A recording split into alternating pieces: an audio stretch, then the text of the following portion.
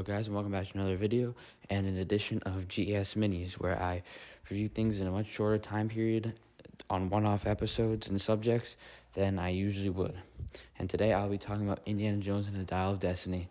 But first, hi, my name is Tyler and I love film. And well, you already know what we're talking about, so I'll dive in. I saw this movie both in theaters and again at home. And overall, I found this film very enjoyable. I like how the film chooses to tell its story, and I like a lot of things about it, such as its cinematography, its tone. I really liked the opening scene of the film, or the prologue. It really pretty much felt like a classic Indiana Jones sequence with its own identity. And I love how pulpy a lot of parts of this movie felt, and some of it really felt truly like classic Indiana Jones. But this film does stand apart from every other film in the franchise. Unlike the other films, it is not exactly focused on set pieces and does not have the direction of Steven Spielberg. The film is instead motivated by story, which is justified by character motivations, and that isn't too much of a problem unless you consider the fact that it's an Indiana Jones movie. And if this film had more set pieces and more interesting action that they still could have done, even with Harrison Ford at this age and with stunt doubles, this film could have been so much better, more complete, and a perfect experience. I feel like all four, well, mainly the original three Indiana Jones films, all feel so fresh looking on them now, and probably felt so fresh watching them in the 1980s because of how inventive, original, and creative they were, especially with the set pieces. The films were driven by action and by character, not by plot.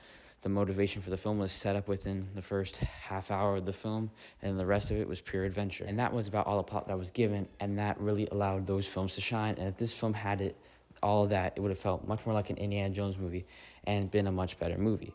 But it still functions well how it is, and I like how it, unlike many Hollywood movies today, big budget ones at least, it feels more old school in how it does things, because most of the action set pieces aren't aided by CGI other than the end finale and of course Harrison Ford's de-aging in some scenes. This means a lot of the action sequences, or if you want to call them set pieces in this film, take a more traditional approach like the Indiana Jones films of the past, and take slight swings at least at trying to recreate the idea of the old Indiana Jones set pieces with practical stunts, and more reliance on, sadly without setup but still prominent, surroundings and settings that allow the characters to make choices and decisions that will get them out of danger. This makes the film feel more old school without quick cut and edited action sequences that have a lot of fantastical elements other than the ending finale, of course, of this film.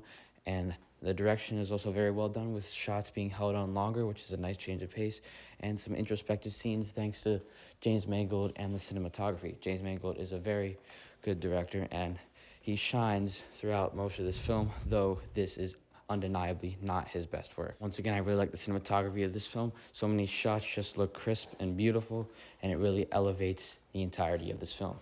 I love the tone too, which is impacted by both the direction, story, and the cinematography.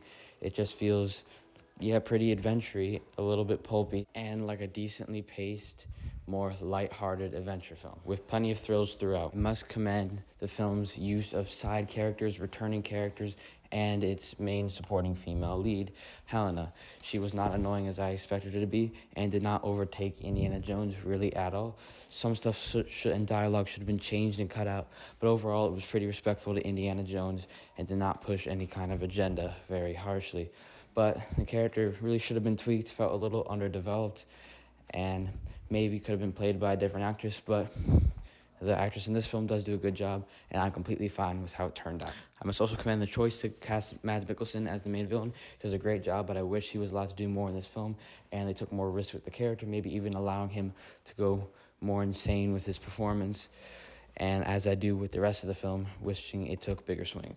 The character of Teddy was a nice addition to this film, and a nice reference to Short Round, and a nice counterpoint to him, even though they really should have also had that actor Short Round return in this film. It is fine without him, and they handle the Short Round adjacent character in this film very well. He is not annoying, and he even gets his own little payoffs throughout the entire film.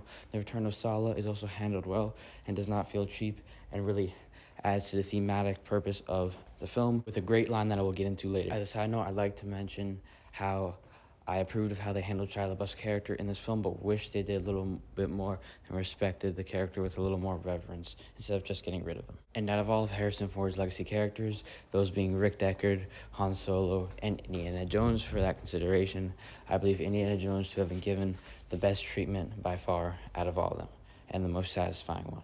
I also enjoy this film and respect its use of its fantastical elements and how it uses time travel in this film, as it only uses it once or an implied second time, and it uses all of its fantastical elements sporadically throughout the film, and leaving the films feel grounded and never too over the top, unlike Kingdom of the Crystal Skull, which is a strength of this film, and it really just adds to the power and anticipation of how the Antikythera will be used throughout the film. And when it is used, it is an epic finale to the Indiana Jones franchise with some great thematic resonance in the ending portion of the film. Harrison Ford's performance is great, and overall, this is a nice, nifty adventure film that has everything you want, all the suspense, comedy, and action, and the actual adventure, and is a satisfying, but if not great, Indiana Jones film. The film's only real weaknesses are that it doesn't have the heart and earnestness of the past Indiana Jones films that it really should have, especially telling the type of story that it wants to and wanting to sell everything it's trying to sell. That would have just made the film feel more authentic and true to the character of Indiana Jones and to the adventure film, allowing everything in the film to be bought and invested in more easily. This could overall be fixed with bigger swings in the areas of more bombastic direction, character writing, story progression, actual characterizations, plot progression, action sequences, better pacing, bolder ideas, and more risks taken with the character of Indiana Jones in every way, with a more introspective look into the character for his final outing. Though the film overall could have been stronger, it is still a satisfying conclusion to the character overall, with a good thematic resonance in the ending portion of the film, and a nice story about reconciling with the past, being true to yourself, never giving up, the nature of adventure, moving forward, and growing old. That is all summed up through a great line by Sala, the actions of Helena in the last portion of the film, and the heartwarming final note that the film ends on with a returning character. This is all summed up beautifully with Sala's quote that really gives the film a little more purpose and elevates it, giving it meaning. I miss the desert, I miss the sea. I miss waking up every morning wondering what wonderful adventure the next day will bring us. To which Indy replies, "This is not an adventure." Those days have come and gone, only for Indiana Jones to realize by the end of the film that he must not become a relic of a past like he thought he should have, and must instead keep going and return to a future that has a little bit left for him to go for the next adventure in the next morning. Ending on a satisfying note with a poster that I love, I give this film a 9.5 out of 10.